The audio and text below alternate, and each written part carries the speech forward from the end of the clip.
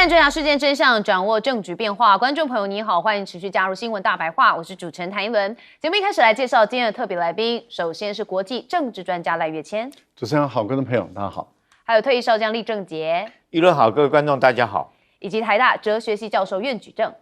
一轮好，各位观众朋友大家好。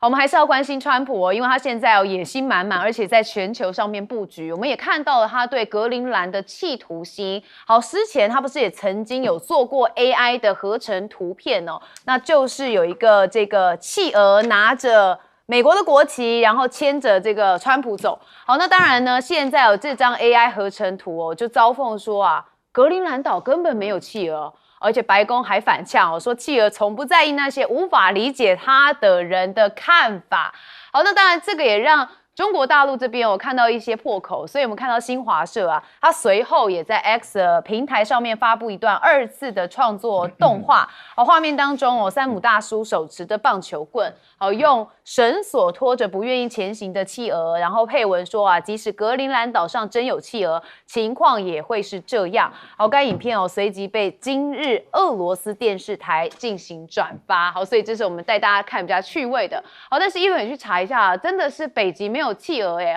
企鹅是在南半球，所以呢，这川普要合成也要有一点点科学根据。好，那当然为了一个屌来丢掉盟友吗？为了一个岛来丢掉盟友吗？我们看到川普的高阶幕僚米勒最近受访时就宣称，好，世界受到3力等铁律统治，一个是力量，一个是武力，一个是权力。好，那逻辑跟当年的雅典如出一辙。好，所以 CNN 就做了相关的专题分析，然后就引用了古希腊历史学家修习底德的米洛斯对话，好，警示白宫雅典帝国当年因为迷信武力，那毁弃盟约而崩溃。所以如果川普政府为了夺取格陵兰而不惜践踏外交礼仪，或是毁伤北约的联盟情谊就会重蹈覆辙。所以这个想要用雅典的方式来进行但是也要看看后续的后果是如何。那我们再看到除了格陵兰，还有另外一个就是中南美洲。好，那也看到现在川普跟巴西总统在进行通话。好，那巴西总统就是鲁拉，他跟川普通话，双方对于委内瑞拉的局势有相关的讨论。那也敲定了鲁拉在最近要访问华盛顿。好，所以呢 CNN 巴西新闻网也就有相关的报道说通话当中川普邀请了巴西要加入美方主导的和平理事会。那鲁拉对此还是保留一些这个表达它的保留性，那还建议理事会应该仅限于处理这个加萨走廊的人道危机。那并且他认为要求保障巴勒斯坦在会议当中的席位。好，那不管如何，他们谈到了委内瑞拉的情势，大家也很关心委内瑞拉的这个领导人被川普这边用军事行动抓到了这个纽约来进行受审之后，现在他们的代理总统跟美方的互动是如何？我们看到这位代理总统罗德里格斯，他直接表达说我觉得华盛顿对委内瑞拉政治人物的命令已经够了他是对着一群石油工人非常强硬的说法。那他呼吁外国势力别插手，而且指出美国已经为了对抗国内的法西斯主义还有极端主义付出了极高代价。好，我来看这个罗格里格斯他讲这样话肯定又会让川普不爽了，所以接下来川普会不会再对委内瑞拉有更多的行动我们持续在观察。但是除了委内瑞拉、格陵兰之外，其实呢目前加拿大总理卡尼跟川普之间的互动也是蛮微妙的。好，他之前在这个经济论坛上面讲到中等国家的言论，又让川普不开心。好，那我们现在看到他也特别讲说，他们没有意要跟中国来谈自贸，但是川普还是持续的嘲讽说中国正成功而且彻底的接管曾经伟大的加拿大。他说这一切真令人难过。好，那当然讲到中国嘛，然后讲到接管，中方就跳出来了。我们看到中国的外交部发言人郭家坤说中加建构一个新型的战略伙伴关系，不针对任何的第三方。好，那卡尼也特别有讲到说加拿大早就意识到美国贸易政策变化跟其对经济的影响，那正通过加强国内的建设，还有扩大贸易伙伴来适应这一个变化。所以加拿大跟美国本来就是邻居的关系，但是现在真的搞得比较僵那甚至因为又拉进了中方的一些影响，所以看起来这三角关系更加的复杂就跟恋爱一样。好，那我们再看到了欧洲部分因为现在蛮多的欧盟领导人欧洲国家的领导人慢慢的都到了中国大陆去。好，我们看到的是芬兰总理，他在25号的时候飞抵北京，那他接下来是有4天的访中行程。那这是2017年以来芬兰的总理首次访问中国。好，那这位总理呢，也成为3周之内第2位访华的欧盟国家领导人。好，大家记得吗？上一次是谁呢？是爱尔兰。好，他在1月初的时候也到了中国大陆。好，那当然这一次这个欧尔波在这一次有超过20家的芬兰企业高阶主管随行。那甚至在访问里头他们也会讨论到一些经济合作、对等市场的准入，还有永续发展为核心的产业合作。好，那中方是芬兰第4大贸易伙伴，也是欧盟的第2大贸易伙伴。所以根据统计2025年中芬的双边贸易额已经超过了80亿美元，双向投资的存量突破了230亿美元。所以目前总共有239家的芬兰企业子公司在中国营运，那合计的营收是超过了140欧元。好，那习近平也要会晤芬兰总理当然就会有一些不同的讨论。那还会重申陆欧是伙伴而非对手。好，那芬兰总理也认为说其实对中国大陆这边的投资跟合作保有相当大的兴趣，希望能够深化在贸易还有投资、数字经济、节能、清洁能源等领域的务实合作。所以可以看到大家对于中国大陆相继的去访，好，那当然跟美国有可能是希望有一种去风险化的状态。好，我们一样看到一开始这个川普要做一个 AI 合成图，竟然还把企鹅放上去。好，那就让大家有话讲了吧。好，我们先问赖教授。我觉得大陆对于美国的这段时间的所作所为它的一个反应基本上不是用针锋相对的方法，是用暗讽的一个方式而且用间接的否定法例如说川普主张要成立和平委员会，而且他也公开的说我已经邀请中国来参加。中国说确实有，他有邀请，但是基本上是已读不回。除了已读不回以外，间接的回绝就是打电话给鲁拉，跟鲁拉彼此之间也就是有交换意见，有沟通的时候就讲得很明白，说我们南方的国家大家还是要团结起来，要站在一起。目前南方的国家走得很好，我们要继续走下去。那么话锋一转，就是说我们还是以联合国的尊严最重要。联合国是解决国际的争端的唯一的一个地方，它的权威性不能够动摇。这个就等于是间接的否决了，说中国大陆会加入这个和平委员会。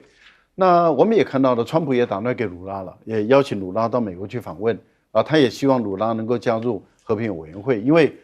川普这次颜面无光，他在外交上碰到重大的一个挫败，也就是他的盟国 G7 里面的其他的6个国家没有一个国家加入，包括日本在内连日本对美国这么的卑躬屈膝都不吭一声到目前为止没有吭一声。那我们看到其他的欧洲的国家，除了匈牙利等少数几个国家以外，德国、英国、法国等，他们连意大利都没有加入。所以事实上对于川普来讲，他很大的一个挫败就是他的盟国几乎没有真正像样的盟国加入他的和平委员会。那大国里面中国大陆也没有，俄罗斯说研究。那现在鲁拉说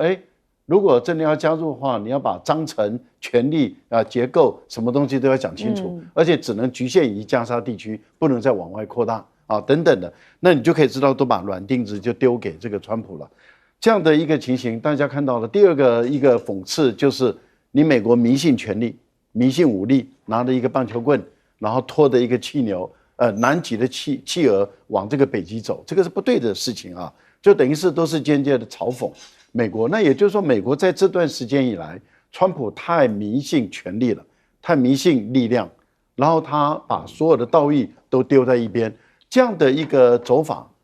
他的盟国有一天，如果美国的力量衰败了，美国的力量往下走了，你说不定群起而攻之，然后开始每个人都过来踩你一脚，相当有可能美国会在这个时候遭到更大的一个挫败，或者是另外一个讲道义的大国崛起的时候，很有可能就彻底的把你这样的一个不讲道义的大国就整个彻底的瓦解了。我觉得这个是对美国来说，对川普所领导的美国，其实事实上是给美国带来的伤害隐忧，事实上是蛮大的。另外，我觉得委内瑞拉说他受够了，那我们希望这位代理总统要说到做到不要玩两面手法，因为目前有很多的指涉暗示说他跟马杜罗的被逮捕可能有间接的关系也就是说他没有叛变马杜罗，但是他坐任马杜罗被逮捕，这目前也有这么一个论断，但是没有证据。可是我们来看看后续的一个状况会怎么样。芬兰的问题就是比较有趣了，为什么呢？因为芬兰这个国家在过去它都是坚守中立原则，那他在联合国的政治的表态中，他基本上是追随俄罗斯的态度。俄罗斯投否决的，他就投否决；俄罗斯投赞成的，他就投赞成。这是芬兰的对外的政策，跟着俄罗斯走。但是他的经济、生活、社会、文化层面是面向西方、面向欧洲，对所以他是分离的。那他这一次押错宝了，他加入了北约，结果美国弃北约如敝屣，那他怎么办？他变成除了安全环境上看虑，我个人觉得他强化跟中国大陆的关系，事实上对他是有帮助的，因为他可以透过他跟中国的好的关系来去缓和俄罗斯对他的安全上的一种压力。我觉得这个是一个高明的、有弹性的一个政治领导人所做的事。好，现在很多国家都要有现实的考量。好，将军怎么？我觉得历史会不会重演？当然，美国这有智慧的人已经提出警告了。如果说这是修昔底德他提出来这套理论，确实如果印证到美国现在情形，确实是如此这当年这个雅典，它是一个盟国，它是一个同盟的国家。那跟他对抗的国家叫斯巴达斯巴达是一个独立的，但是雅典是一个同盟国家。它虽然说号称民主同盟，但是雅典这个国家借着武力、借着权力然后欺凌其他的盟邦的国家，当然最后造成其他的盟邦国家分崩离析，甚至有一些就背叛了雅典。也因此，这个雅典在跟这个斯巴达最后那场的所谓波罗奔尼撒战争之中然后整个这个雅典整个溃败、战败、失败那现在美国对照那个时候情形，确实是如此。他虽然说美国靠着自己的这种不管是关税的力量或军事力量，然后在这方面霸凌其他的同盟国家，甚至于在言辞上面也要羞辱其他的同盟国家在这种状况下，会不会造成其他跟他同盟的国家慢慢渐渐的就心态上面分崩离析，甚至于最后会背刺他？我们举现在所看得到的，包括现在格陵兰就是如此。格陵兰，美国虽然说川普现在讲的说，他不会用武力去夺取，那他也不会对这个欧洲的8个国家苛征25%的以上的关税，苛征10%了，后续他要苛征到25%。他虽然说没有讲这种话，但是他要求的是格陵兰将它重要的不管是矿产的地方或者是军事重要的地点割让给美国。那是不是同样达到这个目的？就是这几个地方以后会不会变成美国的飞地，美国的领地变成它的飞地？当然，这个格陵兰有200多万平方公里的土地，那真的是精华地区，就是有产矿产的地方或军事要地。那美国我只要这个几个地方就好，那冰天雪地的地方它可以不要。那也形同也就是占领掠夺格陵兰。那但是现在这次我们看到，包括到欧洲国家已经开始在反抗了。不管是在这个形式上面，虽然说力量有点薄弱，但是最起码它已经反抗。譬如说，他们的养老基金就抛弃美债，对美国来讲会造成影响。如果说大家都起而来效的话，那众人力量大，墙倒众人推大家一起用力推，那美国这一堵高墙会不会因此而被推倒？那我们现在看到，除了说是欧洲这几个国家之外，包括加拿大也开始这个反对美国，而且已经采取实质的行动。当然，我们看到美国现在川普恼羞成怒了这个说要对加拿大苛征100%的关税，但是我觉得这反而凸显出来川普在这种状况下，他确实是恼羞成怒。好，我们接下来问俊教授怎么看？我们一定要宣扬川普这个人又笨又坏的这个概念啊，让大家充分了解到啊，川普这个人不但笨的话呢，连他整个幕僚都很笨啊。这个北极那张图呢，我从小就知道企鹅是南极的，是啊，就根本就是常识。然后居然的话呢，川普弄了一个北极的哈，这个经济学人还不错啦，就是说川普骑在一个北极熊上，那是模仿普丁的。但我在这边的话呢，要强调一个非常非常严肃的一个问题，就是说是白宫的幕僚啊，叫米勒啊，他说的，就是说美国相信力量、武力跟权力啊，这个叫做国际政治里的现实主义啊。这个国际现实主义的话呢，这个 Peter Massheimer 他们是最强调这个，他讲的观念就是川普相信这3种力量，而这种力量的话呢，会导致于那么大家用 CNN。用古代的历史来讲到雅典当时那个佩罗奔尼撒战争发生的时候，那个记录下来的修昔底德的时候，就是强调其中一个原因，就是雅典的原来它是一个 city state， 那就是一个城邦，后来呢变成一个雅典的帝国，也就是我们刚刚将军所提到的一个 federation， 就是他们是一个联盟。雅典变扩大的时候呢，原来是有很多国家支持它，因为大家支持雅典，是因为他们采行了最原始的民主制度。啊，那么这个本身就是我教学的一个主要的内容啊。但是呢，雅典后来呢被了权力熏心，相信武力，然后呢认为力量可以制胜一切，所以导致现在结果。那么大陆画的这一张，一边打企鹅，一边拖着它往前走啊，带着那个棒球棒的话呢，就是在说明这个观念。其实大家要稍微了解一下，这个其实在政治哲学讲的就是丛林法则。如果你相信武力，如果你相信力量，如果你相信权力的话，你导致出来这个结果的话呢，就是众叛亲离。大家要知道啊，我们都知道，在这种情况下，如果你一个最强大的人，但旁边剩下的你要欺负剩下的人，剩下的人合起来是可以把你干掉的啊。所以说我在这边强调2个国家了，一个是强调加拿大，加拿大的总理 Mark Carney 他讲的那段话16分钟不到，非常非常重要。但是他重要讲了一个很悲哀的一个剧情，他讲了一个观念是说，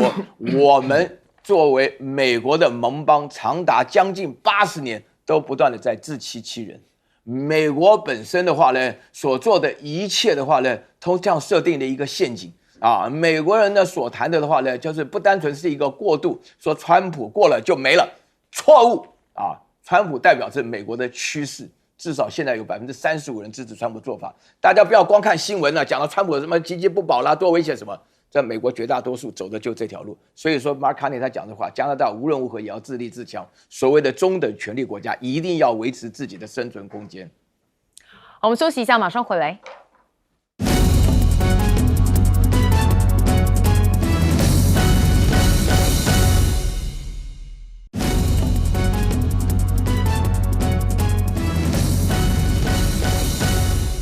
好，最近看到很多欧洲国家的讯息，很多人说他们好像突然醒来了吼。我们刚刚也才谈到说，欧盟领导人是陆续的访中，那现在也把目光放到了印度。好，我们来看毕竟敌人的敌人就是朋友。好，也就是要降低对美国的依赖啊，所以印欧完成了历史性的贸易协议谈判。好，这市场涵盖的是20亿人口。路透社有相关的报道说，印度计划要将每年大约20万辆来自欧盟的燃油汽车进口关税从最高110%降到40%。双方最快在27号就会签署自由贸易协定。这是印度迄今为止最大的市场开放举措。那目前呢，欧洲这个汽车在印度的市场份额只有不到4%。好，所以这项协议大家就看嘛，是由27个欧洲国家组成的欧盟，跟印度之间的一个商品自由贸易来进行铺路。双方合计大会占全球 GDP 的1/4，市场规模就是达到了20亿人。好，那印度共和国日也就是他们在1950年1月26号他们印度宪法正式生效，所以他们大举的庆祝，有大型阅兵。好，那他们1年1度的这个阅兵仪式就在首都新德里举行。好，我们已经看到画面了，印度也首次的展示了超高音速反舰导弹系统。那除了高难度的机车叠罗汉，今年还首次有动物方队，所以确实蛮吸睛的。好，那欧盟委员会主席冯德莱恩跟欧洲理事会主席科斯塔也获邀作为这个主宾出席这次活动，展现印度跟欧盟的关系正在深化当中。好，那习近平也有祝贺印度的国庆哦，他说希望两国做朋友伙伴，要实现龙象共舞。好，那习近平是致电给印度的总统穆尔穆，好，表示中方始终是盼望跟印度做好朋友，那互相成就的伙伴。那也强调实现龙象共舞是中印双方的一个正确选择。好，但问题就是啊，我们之前说啊，欧盟国家不够团结，蛮多人认为哦，就是有这种讯号。确实，现在就出现了这样子的感受，因为北约秘书长啊，直接就开炮说啊，欧洲如果没有美国，自我防卫根本是做梦啊。这是吕特讲，他说欧盟或整个欧洲可以在没有美国的情况下自我防卫，哦，那你就继续做梦嘛，哦，你做不到。好，但是这就重重打脸现在很多的欧洲国家希望能够有自主防卫的这个意识嘛，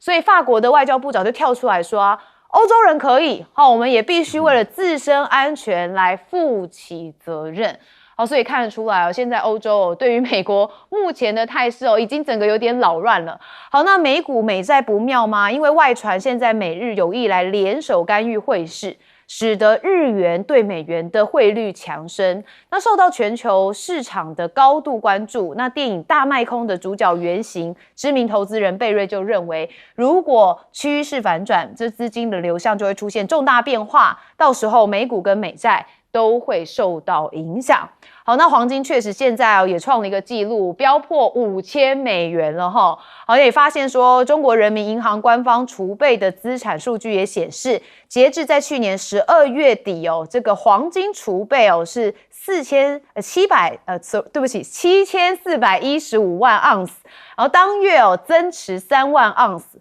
这是中国央行自2024年11月以来连续第14个月增持黄金。好，所以高盛就说啊，现在各国的央行确实在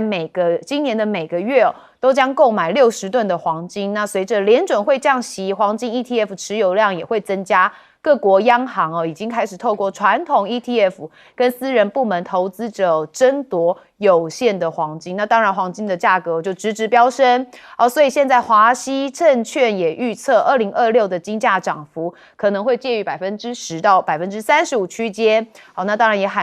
有人就喊出了$6600的惊人目标。好，但是黄金现在价格真的很高观众朋友你要投资要小心不要追高。好，那当然我们也看到了美国内部的明州风暴啊，因为呢一辆无标志的装甲车也驶入了明尼阿波利斯的抗议人群。我们看到画面当中有一位民众先挡在了装甲车前，然后随后聚集越来越多的群众向前阻挡装甲车前进，就好像美版的天安门事件好，这个画面让很多人心里蛮揪心的。好，那当然也看到川普也接受《华尔街日报》的访问，他就特别讲到说联邦移民执法人员表现非常杰出，还说迟早会离开当地。那在5分钟电访当中，2度被问到美国边境巡逻队人员枪击普雷蒂那是否行事正确时他都没有直接回答。好，那他现在派了一个人到了明尼阿波利斯，就是边境沙皇。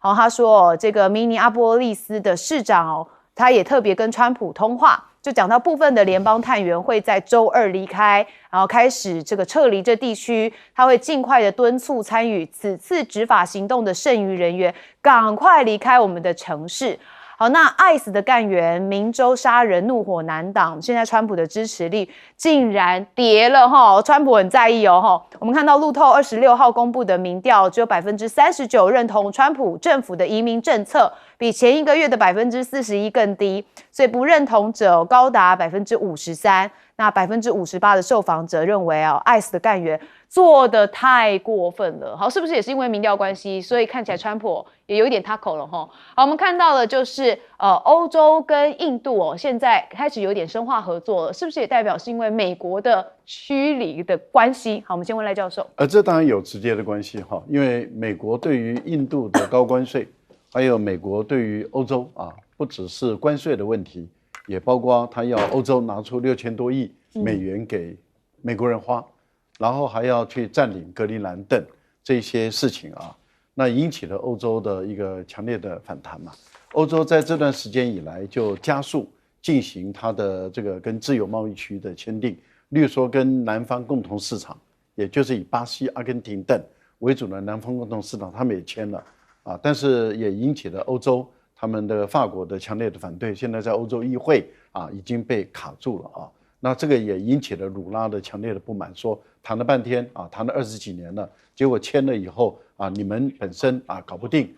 那你来跟我签干什么啊？那这个部分里面，也就是说，欧盟在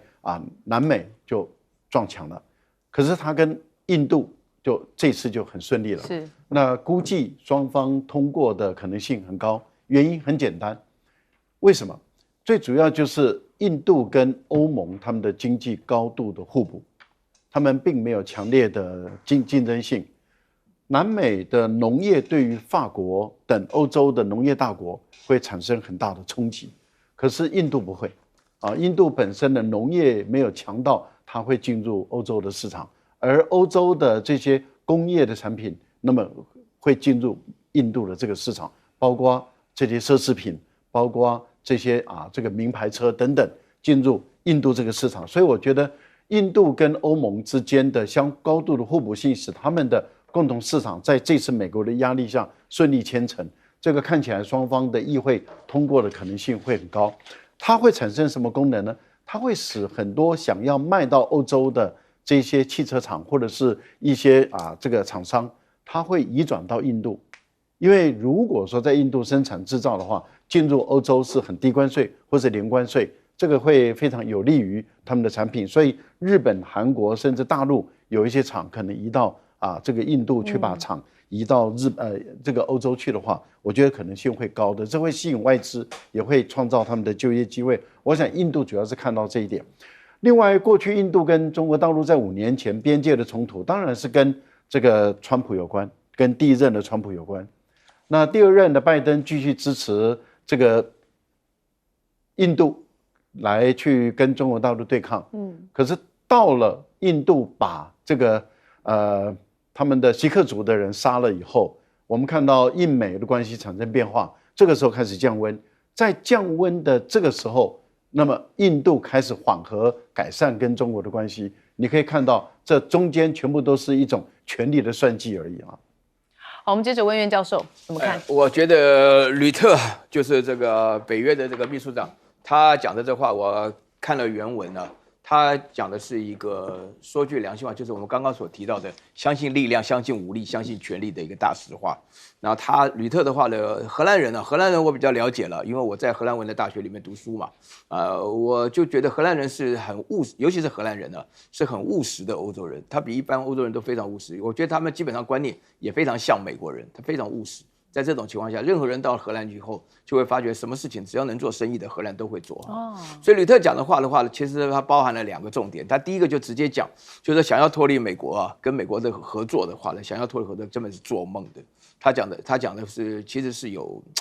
道理的。为什么呢？因为他会说这个我们长期来讲所享受到的这个保护、被保护什么的。他里面讲一句话让我感觉到最重要是第2点了。他说你想要保护自己的话呢，你就要发展核武器。发展核武器的话呢，你就要几千亿欧元下来。那你没有一个欧洲国家有这个能力，所以他基本上的话呢，从北约的角度来讲，不过吕特从头到尾的话呢，对于这个欧洲的忠诚度就是蛮有问题的所以我们常常在讲说，整个看这个格陵兰的问题，当大家都严厉谴责川普的时候，就他一个人讲说，我们应该致力于北极的安全问题所以他这个讲的话，其实也有某种程度上在呼应川普所讲的。那另外一个我要强调一下，就是说是美国现在在这种乱搞的情况下，美国的财经情况是出现了几个非常非常危险的讯号首先第一个的话呢，就是美国的国内明尼苏达州的事情是极其混乱的大家知道，我很早就提出来，我曾经在明尼苏达州做过研究，我就发觉那个州的人那个斯堪的纳维亚的人，主要是北欧来的人，他们是非常自由多元，而且是开放的。所以说，在这种情况下的话，我当时就已经会认为说，明尼苏达州面对这个 ICE 的这个暴力的行为当中，那应该是越演越烈，就果然不错。一个 Rene Good， 另外一个的话呢，就是 Alex Platy 那么他们呢之间的话呢，所产生的一个问题的话呢，导致美国昨天吧，有70几个城市在严重的抗议。然后另外的话呢，川普对国外的情况来讲，就是1亿的孤刑啊。另外最严重的话呢，我是觉得说到了5月份的时候，他居然用这个 criminal charge 来这个弹劾现在的联准会的主席鲍威尔啊。那么只有一个理由，就叫他降息。由他自己的感觉来控制美国的利息，但是美元的利息美元是国际货币，你不可能因为你自己一个人的认知，认为你自己是这个关税之王就可以乱搞，降低什么的，就制造这种感觉的话，那你必须要听专业，否则的话呢，我觉得这个如果说经济学都没有专业的话呢，那就完全按照川普的意思来讲。不过很遗憾的就是到了今年的5月份的时候啊，那川普要重新提名，那他看样子会提名一个愿意降息的人来担任联准会的主席，所以全世界的经济都会，尤其是各方面的银行，几个大银行都联合强调说这个是非常危险。我觉得美元的地位，另外的话呢，美元跟黄金是成反比嘛，所以美元地位有问题，那黄金当然会节节上升。我们将军怎么看？我们看印度哈，印度每次这个国庆的时候，阅兵他们一定有这个，大家印象中一定有机车的表演队哈。可是大家可能不太了解，印度为什么阅兵它要有机车，跟马戏团一样这边表演哈。我将这个故事讲给大家听，因为印度本来就是英国的殖民地，那么英国进入印度去殖民的时候啊，他们英国那时候刚好这个发明了摩托车，所以他们就用摩托车，英国就用摩托车取代马匹来对印度做巡逻，所以他这个骑这个机车到处去都耀武扬威的，对不对？都是军人骑个摩托车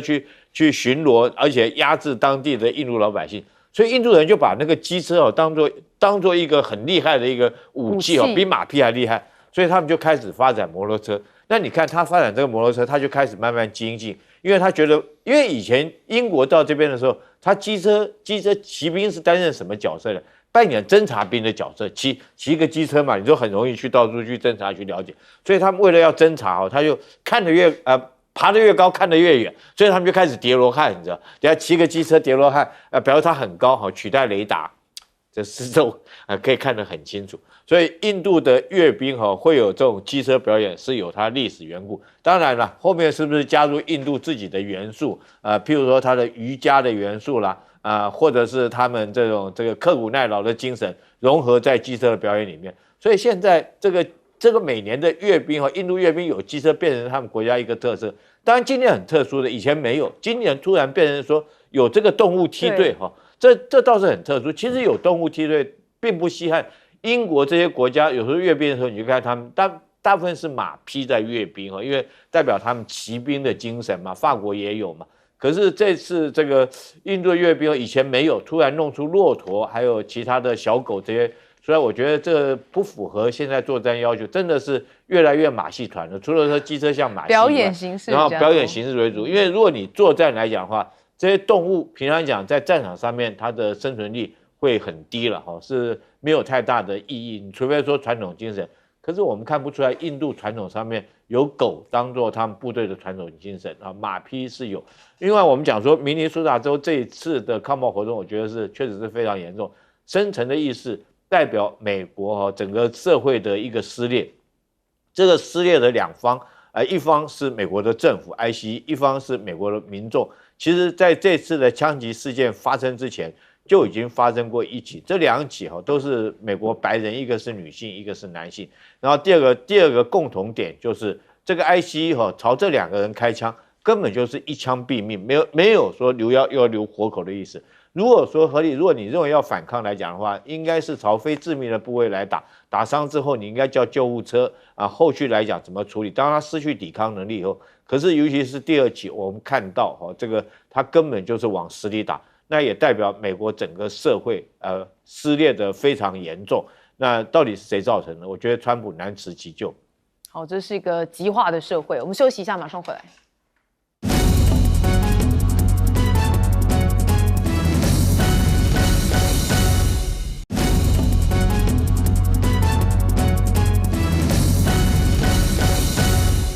好，看到我们的关税之王川普，真的是关税当成他这个跟任何国家予取予求的武器哦，他现在面对的对准就是南韩呐。好，我看到他威胁哦，他们说哦，你们这个国会不通过，我们要加征关税吼。好，说要对南韩的出口商品来加征关税哦，又是写了漏层的这个文章。好，我们看到共同民主党，也就是南韩这边的政党哦，说哦，力拼在2月底前我们要通过美韩贸易协定的特别法案。好，那在南韩这个时间呢，其实美国的国防次长也是首度的出访这边，他大赞哦，说哦，南韩你们的军费达到 GDP 3.5%，是一个模范盟友。好，这一位就叫做柯博吉，他说美国并不追求对中国的政权更替，也不试图支配中国，但相反，印太战略是沿着第一岛链以拒止为核心的威慑来作为重点。好，那我们也在看到川普的国安关税威胁亚洲，所以呢，这个国站在海啸第一排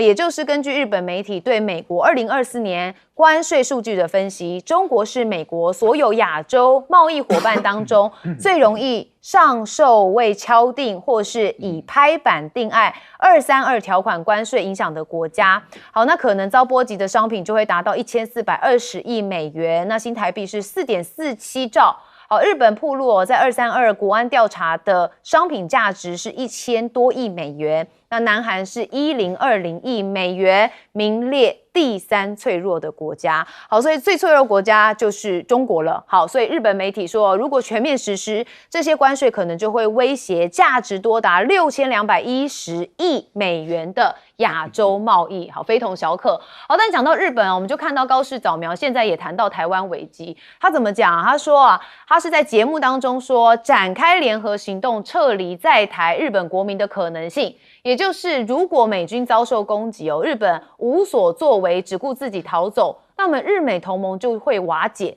那如果发生紧急事态就需要去营救在台湾的日本还有美国的公民。好，那当然呢，我们也看到高市早苗的涉台言论也让中国常驻联合国代表傅聪再度的炮轰，说高市早苗关于台湾的谬论粗暴的干涉中国内政，背弃了日本作为战败国必须履行的国际义务，而且公开的挑战以国际法为基础的国际秩序，严重违反以联合国宪章的宗旨和原则为基础的国际关系基本准则。所以呢，看起来这日本跟中国大陆还是持续非常的冰点。好，那当然看到的是冲绳地方法院现在也判日本政府要赔偿美军基地周边的居民25亿日元。好，日本共同社报道说，冲绳县的那霸地方法院冲绳分院23号就驻冲绳美军加手纳基地的噪音问题做出了判决，要求日本政府向周边居民要赔偿25亿日元。所以中日的关系到底回不回得去呢？不会像瑞房一样，我们都回不去吧？好，那高市早苗现在立军状说众院没过半他就下台发了一个很大的豪赌好，同时表态将考虑与中国国家主席习近平直接对话，那希望能让日方的立场获得中方的正确认识。都还没收回言论呢，中国怎么跟你谈？好，那也看到了中国外交部示警说日本地方这个地震频传还有治安疑虑，所以叫大家春节不要到日本啦就是要施压日本嘛所以中日的航线陆籍航空免费退改签，再延到10月24号。那中国网友则称这个滞留日本航班大量的取消，说北海道新千岁机场因为受创纪录的暴雪天气影响，一日取消了56架次的航班，所以有大概7000名的旅客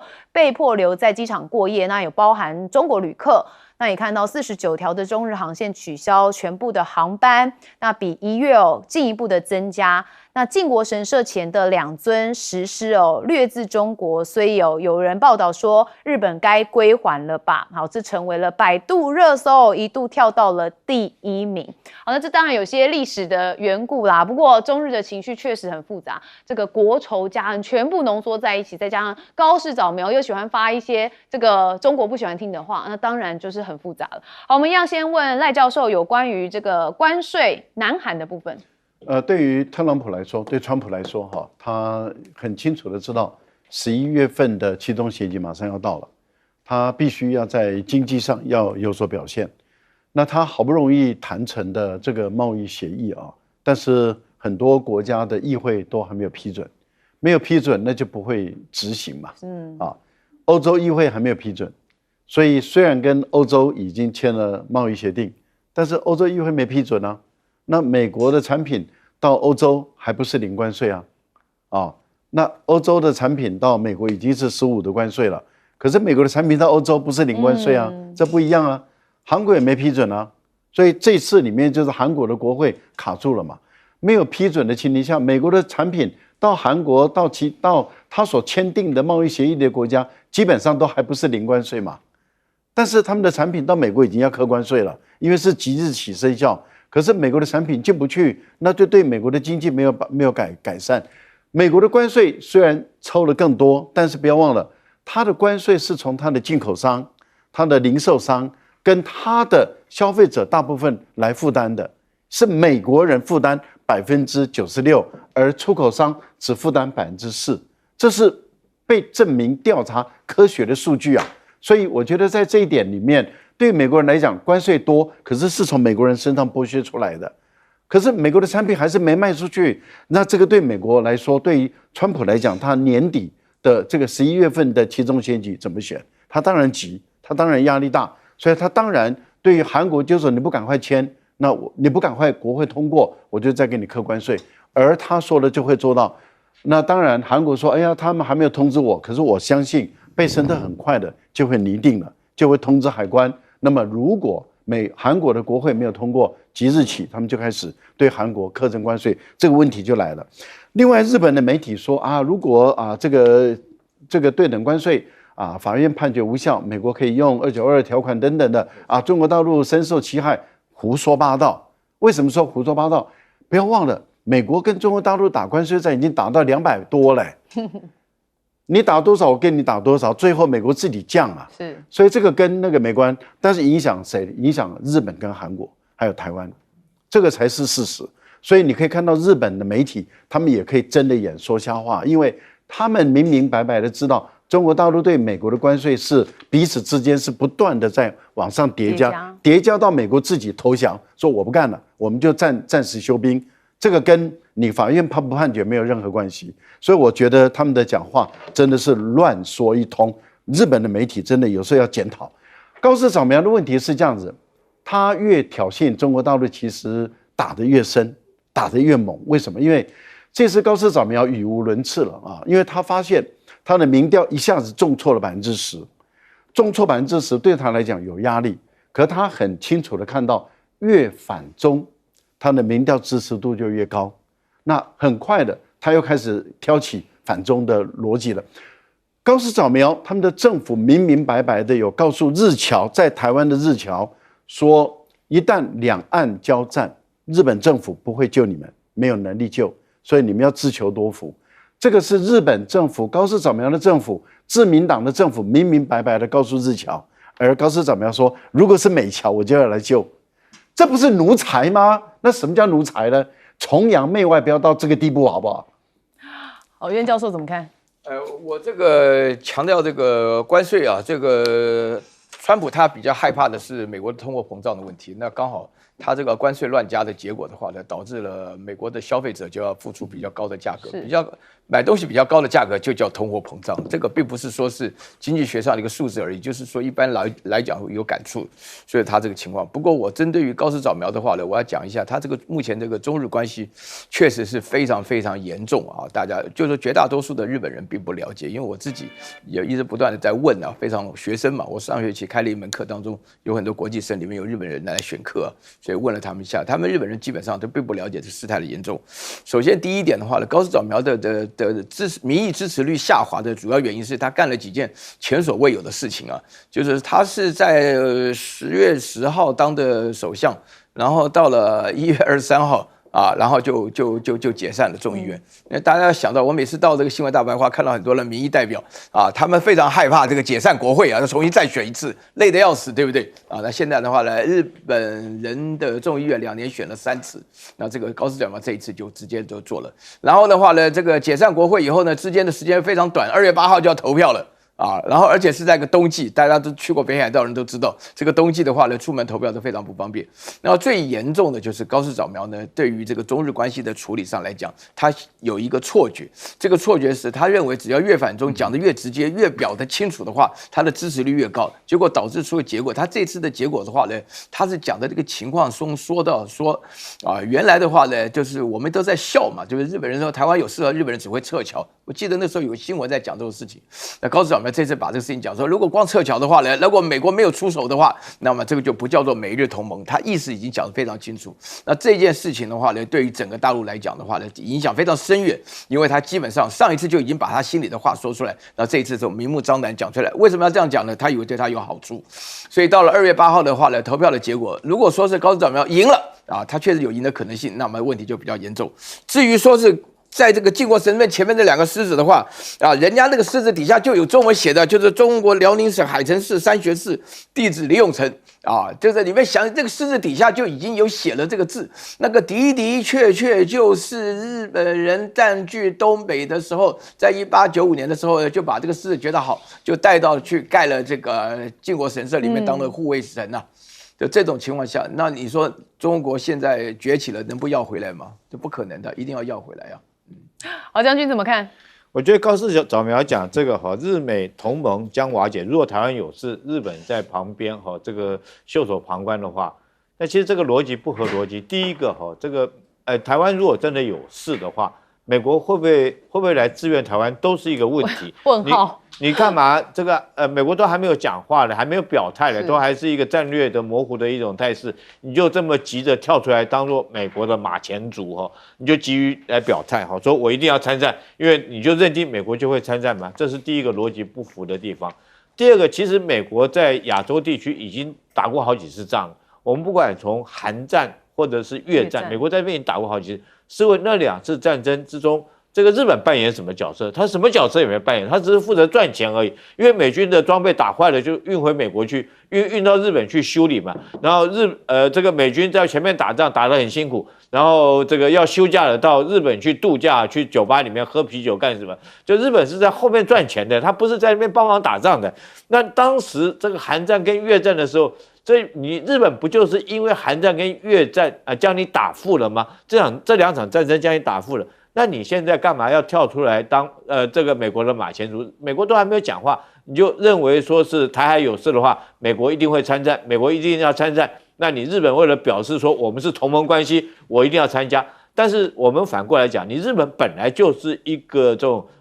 宪法上面就规定你是一个只有自卫武力的一个国家，你没有参战权，你也不应该来参战，你顶多就是提供基地给美国来使用，跟韩战的时候、越战的时候一样。如果说你主动要出来打，那你就违反你的和平宪章。如果是这种情形的话，那中国当然师出有名了。按照这个你的和平宪章，你违反你自己和平宪章，违反第2次的这个世界大战之后所签的和平条款，那中国当然师出有名，就可以去攻击你，可以去打你。所以我觉得高市早苗讲这话，除了说是自甘堕落，担任美国的一个马前卒之外，另外他主要的就是要借这件事情继续来挑动中国。之所以说日本现在旅游的航班会减少，我觉得对日本观光业今年的冬天真的是雪上加霜，非常寒冬啊！雪上加霜。第一个就是因为你这个高市早苗那番言论之后，中国很多的观光客这次过年不到日本去旅游了。那当然，如果说观光客不去，对你的观光业来讲是一种很沉重的打击啊。为什么说加霜呢？这2天突然因为这个地球因为暖化的关系，造成北极破了一个洞，所以说很多的北极的寒流就吹到北半球，包括日本也是其中之一。